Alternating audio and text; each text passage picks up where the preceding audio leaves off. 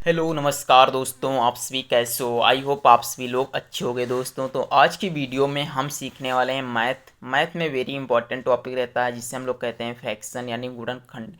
आज की वीडियो इतनी खास होने वाली है कि आप लोग समझ सकते हो कि मैथ कैसे सीखी जाती है। देखिए, ये जो टॉपिक होते हैं ना, ऐसे सवाल आप लोगों को हर क्लास में देखने को मिलेंगे। तो जिसमें से आपका टाइम ना नष्ट करते हुए हम चलते हैं अपने टॉपिक पे। तो दोस्तों, सबसे पहले आपसे मेरी एक रिक्वेस्ट है कि आप इस वीडियो को 2-3 लोगों में अपने फ्रेंड को शेयर करिए ताकि उन्हें भी मैथ में फ़ायदा हो।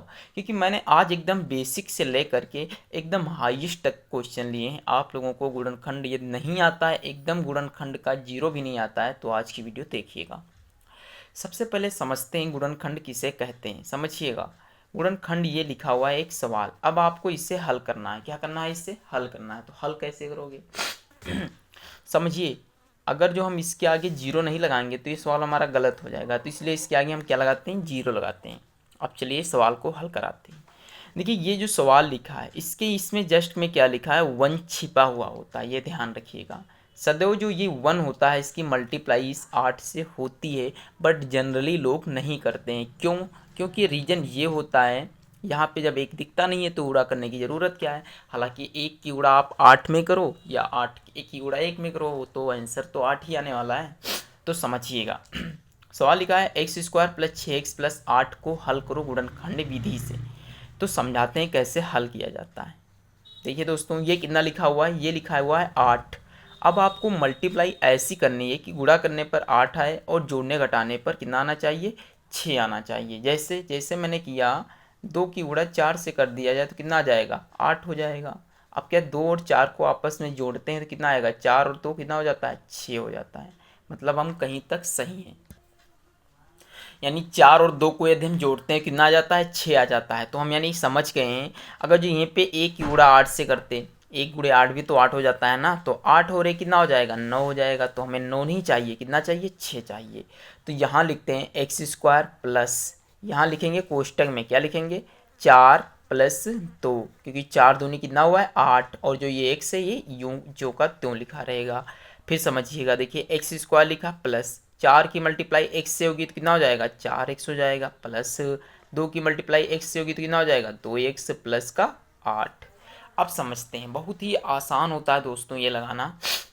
देखिए, यहाँ और यहाँ दो पार्ट हुए ना, एक ये पार्ट और एक ये पार्ट। तो देखिए, इसमें x कॉमन है दोनों में, तो हम x जब कॉमन है तो x, अच्छा कॉमन का मतलब क्या होता है? कॉमन का मतलब ये होता है कि जो ये दो पद लिखे हैं ना, दोनों में एक जैसी संख्या कौन सी दिख रही है? तो एक जैसी संख्या कौन कौन सी? x और x दोनों में बस सेम दिखाई दे रहा है भाई, 4 तो दिखाई नहीं दे रहा है। तो यहाँ पे 2x है, यहाँ पे एक x है, मतलब एक हम ले सकते हैं कॉमन। अब देखिए यहाँ कितना x बचा, यानी 2x थे, एक x चला गया तो कितना बचा? x प्लस, अब इस 4 को ज्यों का त्यों उतारेंगे क्योंकि x कॉमन आ गया है। प्लस, अब देखिए 2 एकम 2, 2 चौके 8, इसमें क्या कॉमन हुआ? इसमें 2 कॉमन हुआ। क्या कॉमन हुआ? 2। तो यहाँ क्या बचेगा? x प्लस का 4। आई होप आप लोगों को समझ में आ रहा होगा दोस्तों। फिर समझिएगा, अगर जो ये पद और ये पद आपका सेम आ रहा है तो भाई साहब आपका सवाल सही है एकदम। अब देखिए, इन दो पदों में कौन चीज़ कॉमन है? एक्स प्लस 4 हमें क्या मिल रहा है? कॉमन मिल रहा है, तो एक कॉमन हो गया। और अगले में अगला क्या है? X plus 2। तो यानी ये दो पद हमें ज्ञात हो चुके हैं। अगर जो इसका मान पूछता तो क्योंकि हम इसके बराबर में जीरो लगाते आए हैं ना, तो यहाँ भी रहेगा x plus 4 equal to zero. तो एक्स का मान माइनस का 4 आएगा। कितना आएगा? माइनस का 4 आएगा। इधर एक्स प्लस 2 बराबर जीरो, तो एक्स का मान माइनस का 2 आएगा। तो दोस्तों, आई होप आप लोगों को ये पहला सवाल समझ में आया होगा। अब हम सीखते हैं नेक्स्ट सवाल। समझिएगा दोस्तों, ध्यान से समझते रहिए, आप लोगों को समझ में आएगा। अगला सवाल है x square plus 16x plus 64। देखिए, बहुत ही सवाल है, मैं एकदम बेसिक से लेकर और इतनी ऊंचाई तक जाऊंगा कि आप लोगों का एक भी सवाल गलत नहीं होगा दोस्तों। ये मेरा दावा रहा आप लोगों से। तो समझिएगा, ध्यान से समझिएगा। यहाँ कितना लिखा है? 64। अब आपको ऐसी मल्टीप्लाई करनी है कि गुणा करने पर कितना चाहिए? 64। और जोड़ने या घटाने पर कितना आना चाहिए? 64, 16 आना चाहिए। तो हमारे एक दिमाग में आ रहा है कि हमने देखा है 16 की मल्टीप्लाई जब 4 से की जाती है तभी तो 64 आता है। 16 से कोई 64 होता है ना। मगर 16 और 4 को जब जोड़ोगे तो 20 आएगा। तो 20 हमें नहीं चाहिए, हमें कितना चाहिए? 16x चाहिए। अब हम क्या करते हैं, ऐसी मल्टीप्लाई दूसरी संख्या से करते हैं। जैसे मैंने 8 की गुणा कितने से कर दी, 8 से कर दी, तो 8 अट्ठाई कितना होता है, 64 होता है। बट 8 और 8 को जोड़ेंगे तभी हमें 16 मिलेगा, यानी जो हमारे लिए समीकरण है वो ये सही है। तो हम क्या लिखेंगे, एक्स स्क्वायर प्लस क्या किया गया, जोड़ा गया ना, तो 8 प्लस का 8 और इसके साथ में जो एक्स है वो ये हो गया, और इस 64 को ज्यों का त्यों उतार लिया जाता है, बराबर में 0 रहेगा। फिर देखिए एक्स स्क्वायर प्लस 8 की मल्टीप्लाई एक्स से करोगे तो कितना आ जाएगा, 8 एक्स आ जाएगा, प्लस फिर 8 की मल्टीप्लाई एक्स से करोगे तो कितना आ जाएगा, 8 एक्स प्लस का 64 इक्वल टू 0। अब इसमें देखिए दो पद बनाइए, एक ये और एक ये। अब यहाँ देखिए कॉमन क्या, यहाँ x कॉमन है तो यहाँ बचेगा x प्लस का 8, और यहाँ पे देखिए दोनों चीज़ में क्या क्या कॉमन लग रहा, 8 एकम 8, 8 अठाई 64, यानी 8 कॉमन हुआ, तो 8 कॉमन तो अलग हो गया। अब x प्लस का 4 बचा, ये और ये सेम, सॉरी x प्लस का 8 बचा, तो ये सेम है, तो x प्लस का 8 हम एक तरफ कर लेंगे, और ये वाला x प्लस 8 एक तरफ कर लेंगे। दोनों का आंसर कितना आ जाएगा, x बराबर माइनस का 8 आएगा। तो दोस्तों आई होप आप लोगों को ये भी सवाल समझ में आ गया होगा। जनरली आप सीखते हैं इससे थोड़ा हाईएस्ट क्वेश्चन सीखते हैं। अगले तरीके का सवाल जो कि आप लोगों को समझ में भी आएगा बहुत ही सरल तरीके से। अगला सवाल है 4x स्क्वायर प्लस का 7x और प्लस का 3 है। देखिए कैसे हल किया जाएगा ऐसे सवालों को। देखिए मैंने अभी जब शुरुआत किया था तो बताया था कि यहाँ पे जो संख्या होती है उसकी गुणा सदैव इस वाली संख्या से की जाती है, बट कैसी, यादृच्छिक, यानी स्वयं को याद रखना, दिखाना किसी को नहीं है। तो देखिए 4 की मल्टीप्लाई 3 से करेंगे तो कितना आएगा भाई साहब, 12 आ गया। कितना आया, 12 आया। हमने ये दिखाने के लिए नहीं लिखा, हम आप लोगों को समझाने के लिए लिखे हैं, आप लोग लिखिएगा मत। तो देखिएगा यहाँ पे कितना आया, 12। अब जब 12 आया है तो हमें ऐसी मल्टीप्लाई करनी है कि गुणा करने पर 12 आए और जोड़ने घटाने पर 7 आना चाहिए। तो 12 के कौन कौन से फैक्टर किए जा सकते हैं, जैसे 4 मल्टीप्लाई 3 हो सकता है, 2 मल्टीप्लाई 6 हो सकता है, और 3 मल्टीप्लाई 4 हो सकता है, कुछ भी हो सकता है ना। तो क्या किया जाए यहाँ पे, तो यहाँ पे हम देखते हैं 4 3 गुणा करेंगे तो 12 आएगा, 6 गुणे 2 करेंगे तब भी 12 आएगा, बट 6 और 2 को जोड़ेंगे तो कितना हो जाएगा, 8 हो जाएगा, और 4 और 3 को जोड़ेंगे कितना हो जाएगा, 7 हो जाएगा। तो यहाँ लिखेंगे 4x स्क्वायर प्लस का 4 और प्लस का 3x प्लस का 3। आप समझते रहिएगा। 4x स्क्वायर ज्यों का त्यों लिखा रहेगा, 4 की मल्टीप्लाई x से करोगे कितना हो जाएगा, 4x हो जाएगा, प्लस 3 की मल्टीप्लाई x से करोगे कितना हो जाएगा, 3x हो जाएगा, प्लस प्लस का कितना हो गया, 3। अब समझिए दोस्तों, यहाँ और यहाँ में क्या कॉमन है, यहाँ भी 4 कॉमन है, यहाँ भी 4 कॉमन, यहाँ भी x कॉमन, यहाँ भी x कॉमन, तो यानी 4x हमारा जो हो गया वो क्या हो गया, कॉमन हो गया। तो अब हम ये लिखते हैं 4, अब सॉरी यहाँ पे क्या बचा, x प्लस का 1 बचा, क्योंकि यहाँ से 4x तो कॉमन ही हो गया है।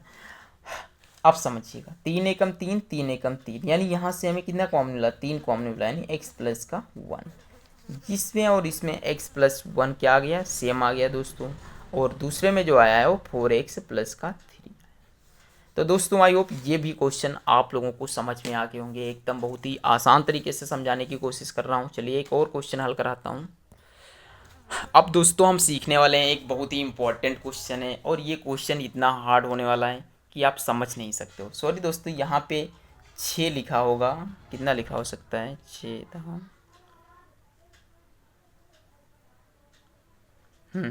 10 लिखा होगा, कितना लिखा होगा, 10। ये गलत लिख गया है थोड़ा, और ये भी थोड़ा गलत लिखा है, ये पूरा, चलिए इसे काट ही देते हैं।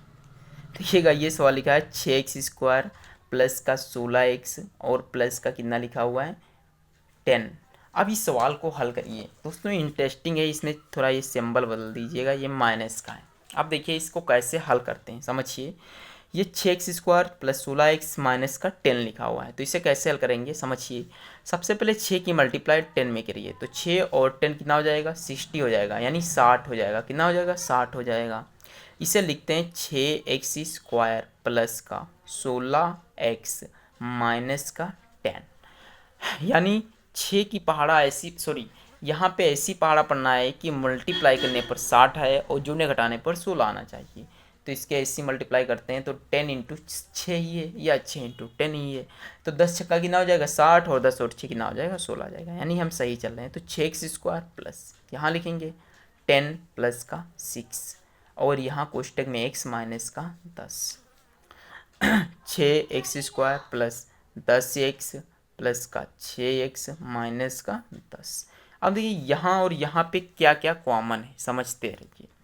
यहाँ पे 6x है, यहाँ पे 10x है, यहाँ पे 6x है, यहाँ पे 10x है। एक बात करते हैं, 2 से भाग देते हैं, 2 तियाँ 6 हो जाएगा, 2 पंचे 10 हो जाएगा। यहाँ भी काटते हैं तो 2 तियाँ 6 हो जाएगा, 2 पंचे 10 हो जाएगा। और तो आगे कर नहीं सकता है। तो यहाँ से हमें क्या कॉमन मिल रहा है, यहाँ से हमें 2x कॉमन मिला। तो यहाँ बचा क्या, बचा यहाँ x यानी 3x प्लस का 5x। फिर देखिए यहाँ पे क्या कॉमन मिला, यहाँ पे प्लस का 2 कॉमन मिला। तो यहाँ क्या बचा, यहाँ पे बचा 3x प्लस का माइनस का कितना बचेगा, 5 बचेगा। अब समझिए ये 3x माइनस 5 है और ये 3x प्लस 5 है। तो यहाँ से क्या लिख लेंगे, एक कोष्टक में बाहर आ जाएगा तो 3x प्लस का 5x और ये हो जाएगा 2x प्लस का 2। आप समझते रहिए। अगर जो 3x plus 5x is equal to 0 लिखा हो तो यहाँ से 3x बराबर कितना आ जाएगा, 5x। यही तो आएगा ना, सॉरी यहाँ पे x नहीं आना चाहिए। अब जब x कॉमन ले लिया, मैं भी सो रहा हूँ लग रहा। ठीक, तो यहाँ x का मान कितना आ जाएगा, 5/3 आएगा, वो भी कहा है कम माइनस का। तो दोस्तों आई होप आप लोगों को ये सवाल समझ में आए होंगे। अगर जो दोस्तों सवाल समझ में आए हैं तो मिलते हैं अगली वीडियो में, तब तक के लिए जय हिंद, जय भारत, वंदे मातरम।